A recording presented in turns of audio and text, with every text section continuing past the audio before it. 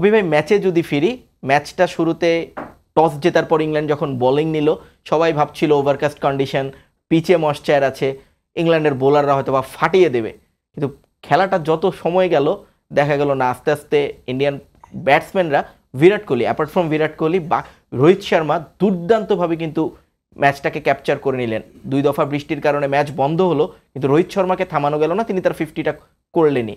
মানে স্কিলের দিক থেকে রোহিত শর্মা অনেক বেশি এগিয়ে এই কারণে, নাকি উইকেট কন্ডিশনে ইংল্যান্ড একটু পিছিয়ে ছিল?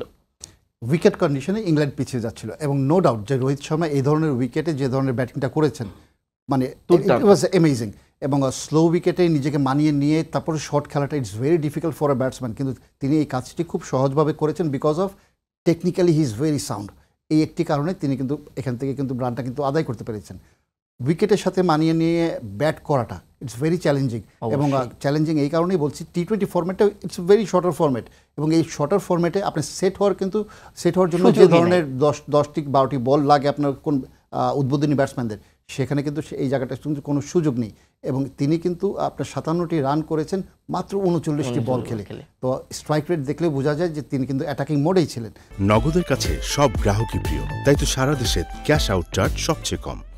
তো আমার কাছে মনে হয় যে এই ধরনের স্টার্ট একটা ভারতীয় দলের জন্য এই সেমিফাইনালের ম্যাচ একটা দরকার ছিল।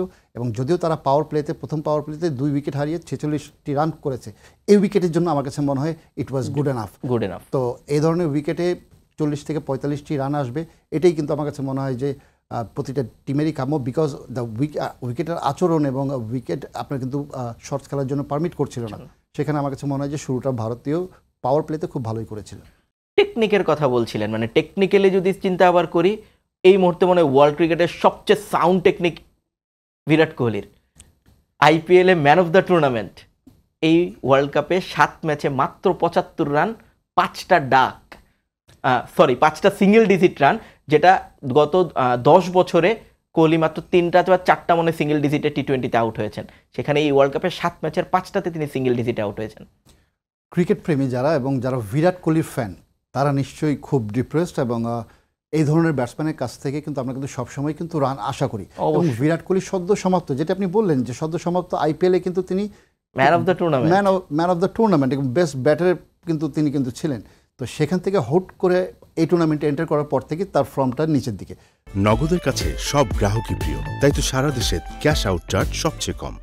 তো আমার কাছে মনে হয় তিনি উইকেটের সাথে হয়তো নিজেকে মানিয়ে নিতে পারছেন না, এক্সট্রা কোনো প্রেশার তার উপর আছে আমি সেটাও বলবো না, কিন্তু তার উইকেটের আউটের ধরনগুলো যদি দেখি, তাকে নির্ভর করার জন্য তাকে কিন্তু ফ্রি লাইসেন্স দেওয়া ছিল যে না, তিনি যাতে তার মতো করে খেলতে পারে। কিন্তু বাট আনফর্চুনেটলি তিনি উইকেট বিলিয়ে দিয়েছেন বলি বা তারও ব্যাডলাকও বলি, যেটাই বলি না কেন, কিন্তু তিনি ছন্দে ছিলেন না সম্পূর্ণ টুর্নামেন্ট জুড়ে, এবং স্টিল স্ট্রাগল করে গেছেন আজকের ম্যাচেও।